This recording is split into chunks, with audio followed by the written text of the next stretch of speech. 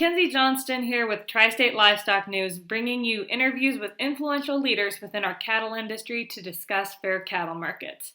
Today, I have the pleasure of chatting with John Campbell of Winter Livestock. John, can you tell me a little bit about your background and what you do within the cattle industry? Mackenzie, I'm located in La Junta, Colorado, which is in the southeast corner. We're about 100 miles from Colorado Springs and southeast of Colorado Springs and about 60 miles straight east of Pueblo.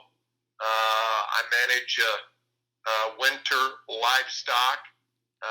We're the largest cattle auction in Colorado. We also have an auction in Riverton, Wyoming, and two in Kansas. One in Pratt, Kansas, and one in Dodge City, Kansas. And and Winter Livestock has been here in Atlanta for 80 years, I guess. Wow. And I've been fortunate to be associated with them for the last 40. So I graduated from Colorado State University. Fantastic. Well, thank you for joining me today. So to start off with, what do you feel are the major issues standing in the way of fair cattle markets here in our industry? Well, Mackenzie, with me, it stems from the packing industry, and they're good business people. They have an excellent business model. I think the fault lays on our justice system, on our government for not keeping them in check. I think it's pretty clear that they are manipulating the price of these fed cattle because they can, and they're in defiant to antitrust laws. And we need to, first and foremost, we need to get through this glut of fat cattle that we've got, and the problem is created, no doubt, because of the virus, but it's happened. We've been moving in that direction for the last 20 years, probably. We're getting more and more and more concentrated, Yeah. Certainly in the packing and the food industry, and but also in the feeding industry, and we've eliminated a lot of the competition that keeps our industry viable and healthy. After the Holcomb plant fire in Kansas last August, we were promised an investigation by the USDA, and nothing ever came of that. And now we're saying that the USDA and the Department of Justice has been requested that they get involved with the investigation. Do you think we are going to get a fair investigation and some kind of conclusion to these accusations of meatpacking concentration? Well, Mackenzie, we've certainly moved up the ladder from who I feel is a toothless dog, the Packers stockyard. I was very disappointed when I heard they were on point with not only the Holcomb fire, which is only about a little over 100 miles from where I live, but also into this price fixing that's going on now. But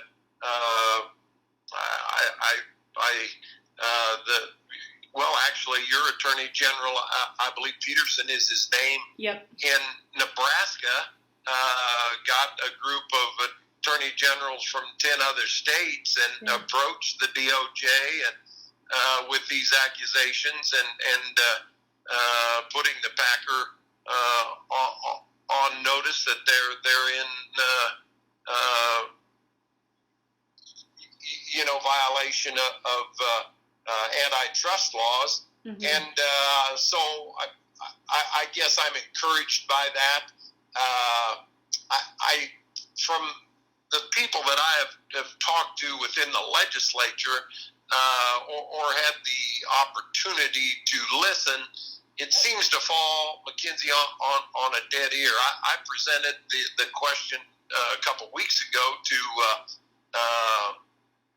the Senate Ag Committee chairman out of Kansas, and he acted like he didn't even know what I was talking about, and was actually pretty sympathetic, saying that the Packers have their own problems to deal with the virus within the packing plant, which is a true statement, and kind of made the point that, well, you Cowboys have been fighting with the Packers for the last 20 years, and the Department of Justice is way too busy to occupy their time into looking to something like that.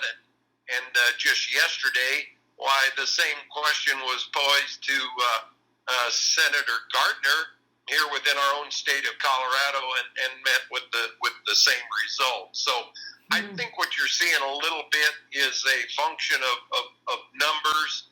We're such a small percentage of the population, 1 or 2% involved in agriculture, and when you get into the cattle side of it, I'm sure you could cut that by 50%. And it's kind of a risk-benefit deal in terms of these legislatures. Am I going to do what's right and side with 1% of the population, or am I going to stay with the status quo? And I understand they have some pressure there because these big food giants, the Tysons, the Smithfields, the JBSs, Cargills of the world, they feed everybody. They feed the population, and I don't think now is probably a time when the legislatures are going to put a lot of pressure on somebody that's trying to feed the country, and we're looking at shortages. Wendy's can't even keep beef, and there's no beef on the shelves in the supermarkets, and I don't think they're going to add insult to injury there.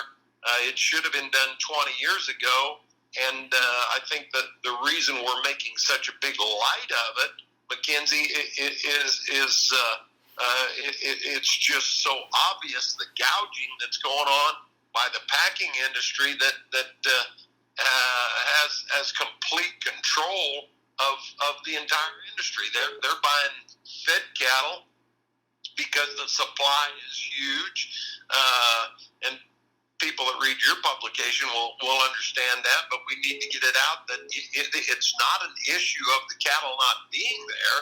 It's surprising.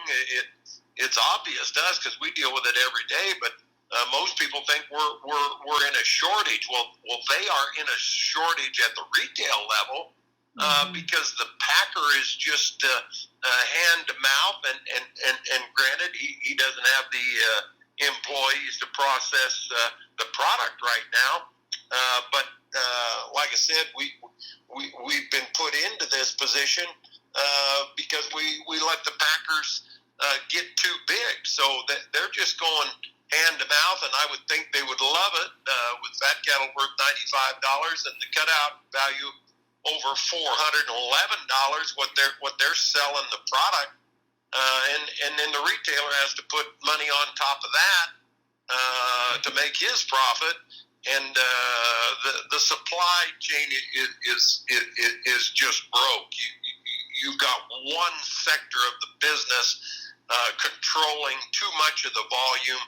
There's no competition, and so consequently they can pay whatever they want to for the cattle because they know ultimately they're going to be the ones that get to buy them and process them, and also the retailer looks only to them on the supply side. So they've got it in the best of both worlds, and last thing I looked at said they're making in excess of $1,600, which I'm all for making a profit, but you ought to be held accountable and play by the rules, and they're not playing by the rules. You obviously are behind U.S. Cattlemen's and Corbett Wall's proposal of 3014 regarding negotiated cash trade. I am, okay, and mainly because I applaud somebody that's trying to do something.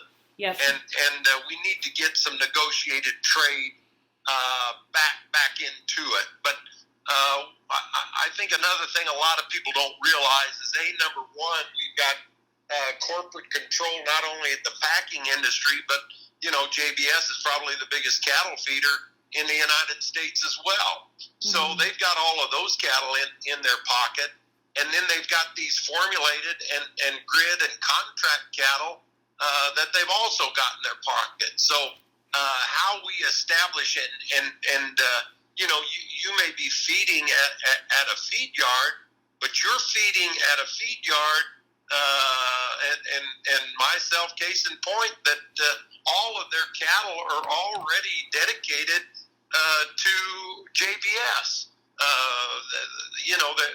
How are you going to get somebody or these packers to compete against one another and go into what, in a sense, is already a JBS yard, and get competition on those cattle? And a lot of people don't realize that, but my gosh, the feeder cattle that they don't already own, they control just through this yard belongs to Cargill. This and I don't mean physically belongs to them, but they've made a deal with each of these feed yards that we will be the buyer of your fed cattle. And like I said, I'm for anybody that wants to try to do something, rather than, as an industry, it seems like we just end up throwing rocks at each other. Well, that won't work. This won't work. Well, hell, you don't know if it'll work unless you try.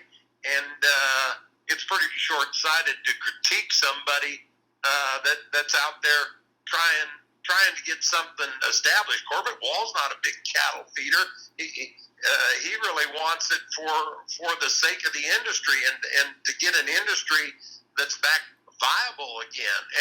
And the feeders, they played a little bit, Mackenzie, of a role in this as well, because they've sided with these packers, and you get the high of the week, but there's sweetheart deals that go along with that too. If you've got bigger carcasses, or if you can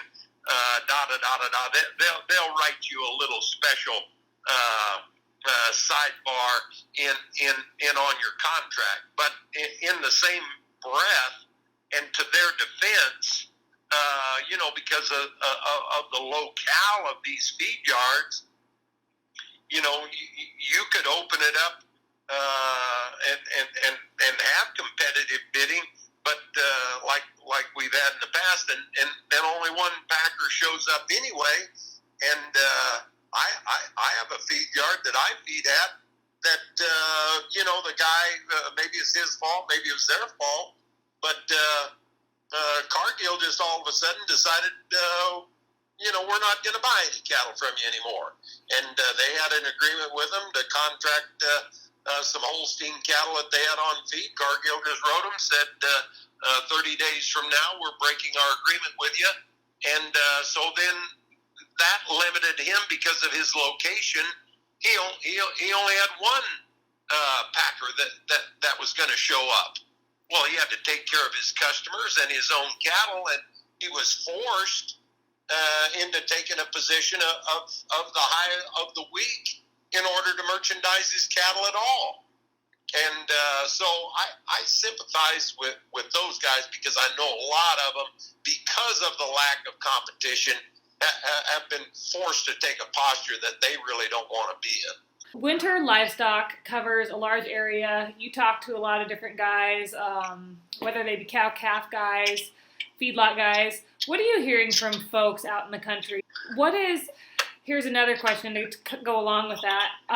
What do you see this pandemic, this situation within the cattle markets, what do you see it doing to rural America as a whole?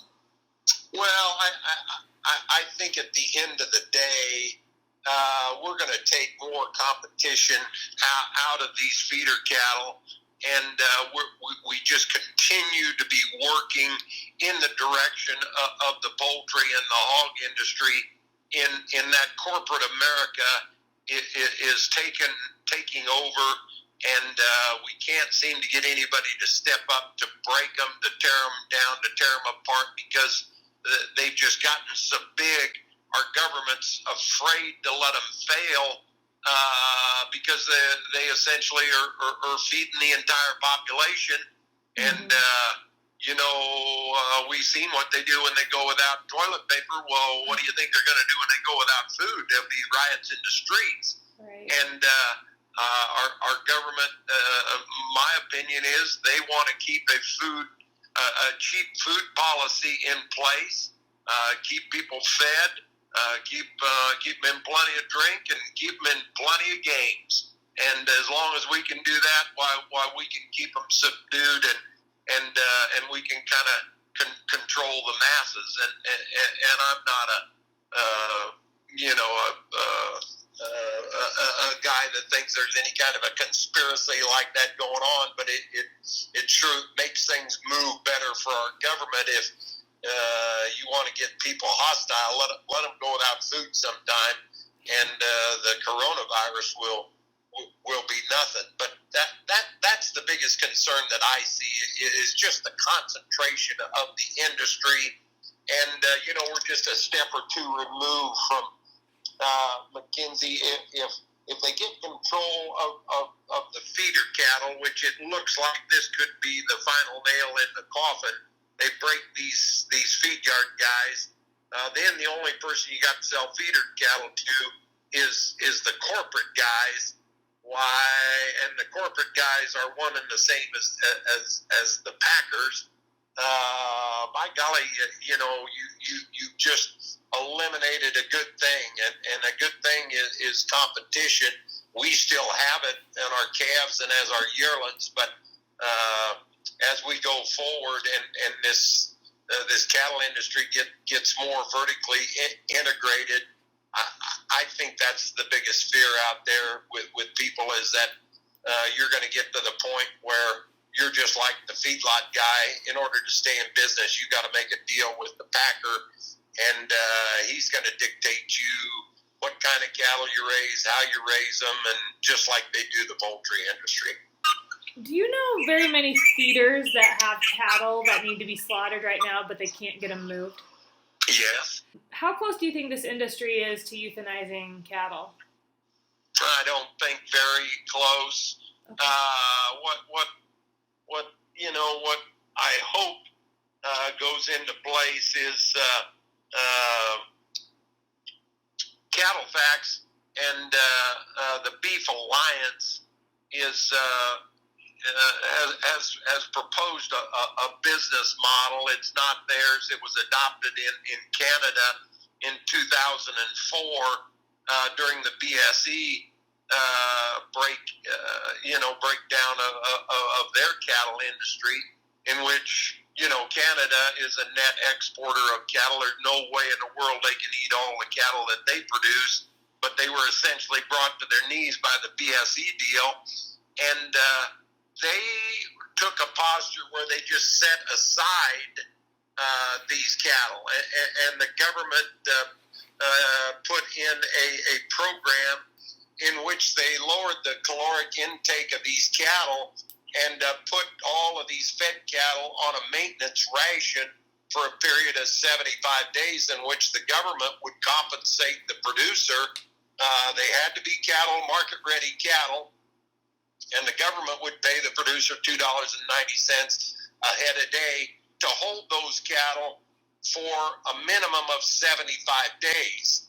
And so the result of that is they weren't producing any more tonnage, and it allowed time to pass, and in our case at point would allow enough time to where these packers can get people back employed and get the kill numbers up in the upper 95 percentile of where we were, and then they can slowly feed these market-ready cattle back into the system.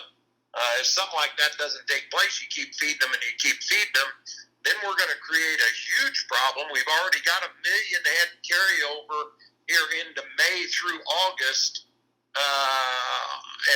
and so that will go on top of which is the highest volume of fat cattle each and every year that we see, because that's when last spring's calf crop comes fat. The big numbers are still yet ahead of us. We're just starting to touch on them.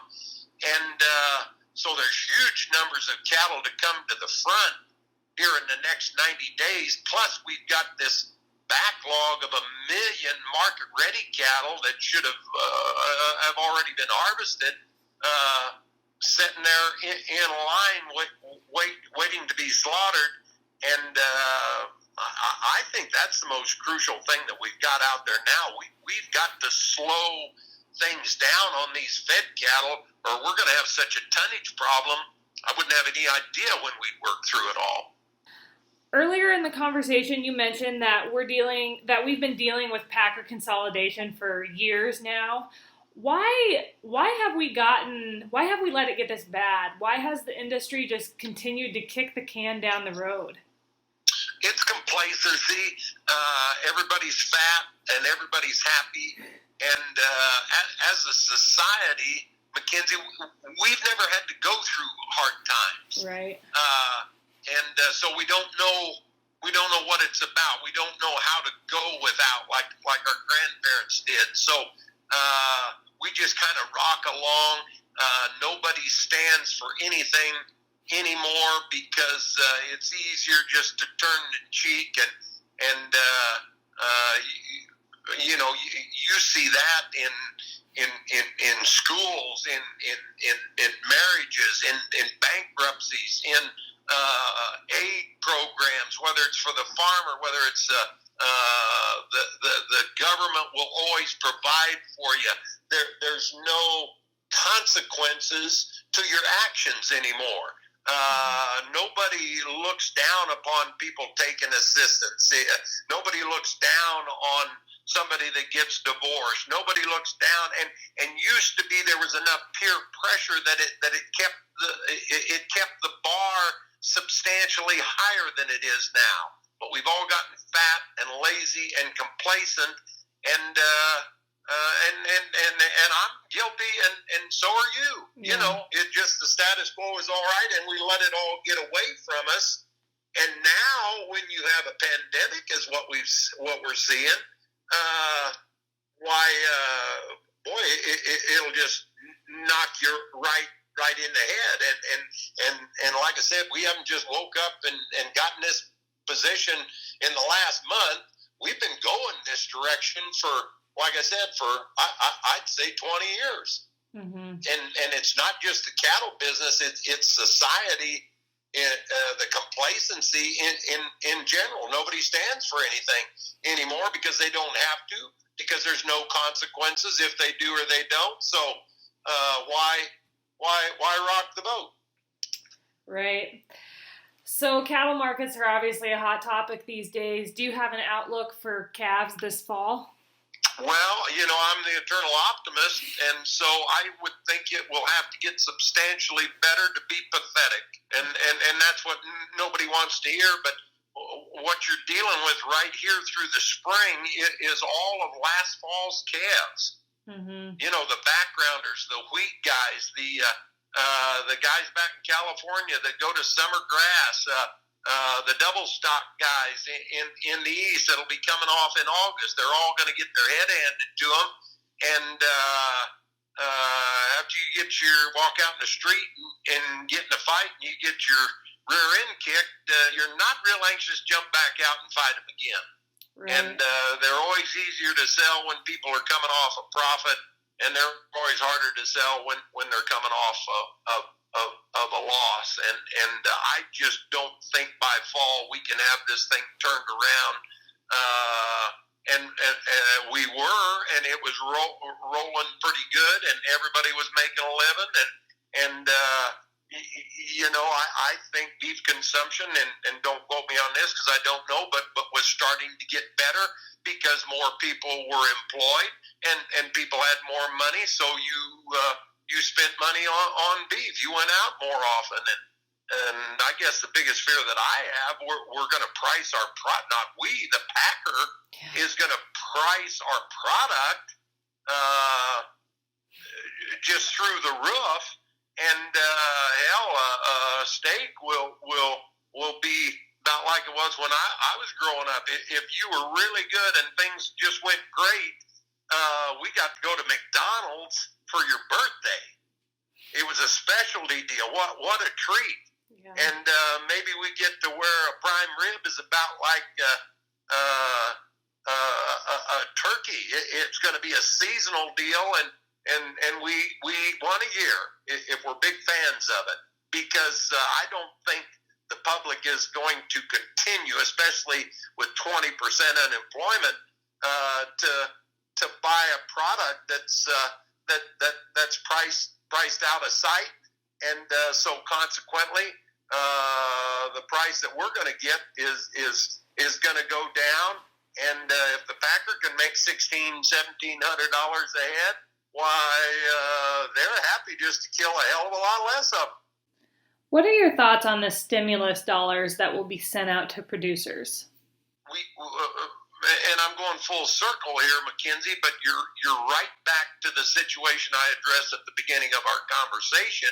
We've got a government that refuses to enforce antitrust laws on the inevitable end user of our product. The guy that takes cattle and turns it into meat has got us right by the throat.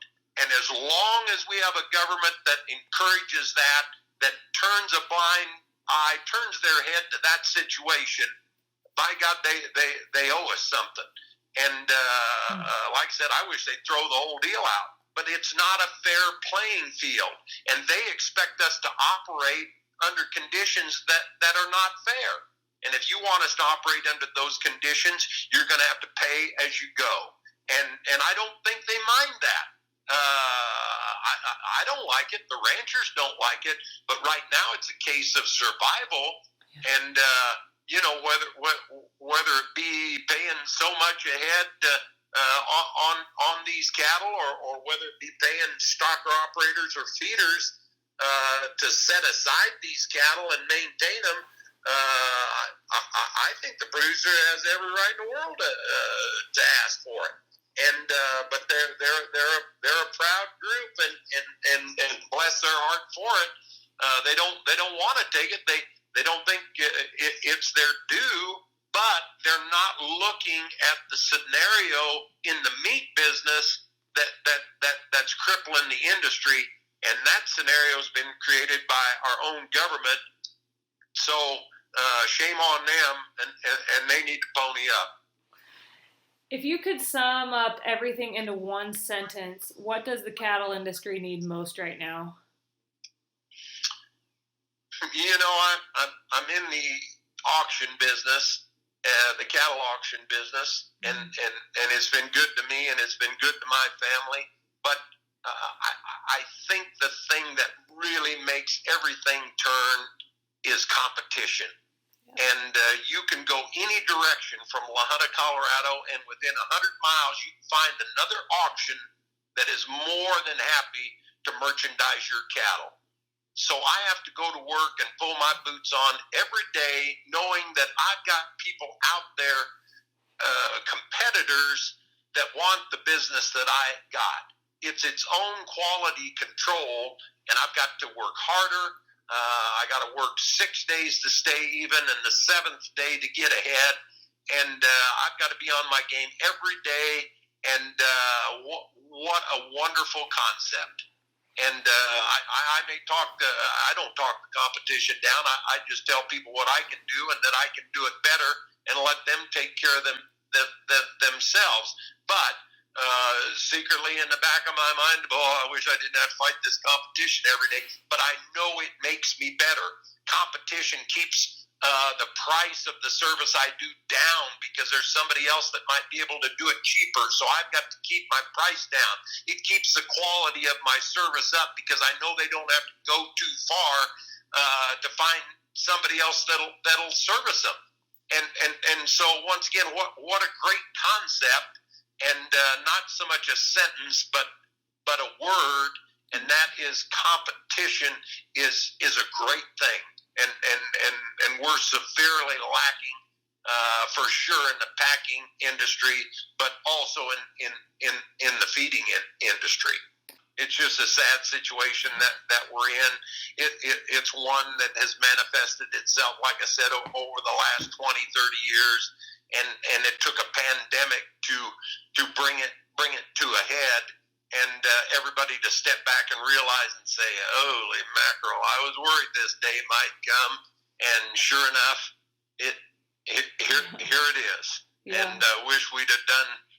Not so much the people involved in the industry. Some of it falls on us, but boy, we need to, like our great president said, we need to drain the swamp and get people back representing people, and rights right and wrongs wrong, and enforce the laws that were put there for a reason, to instill competition in all aspects of every industry, not just the packing industry.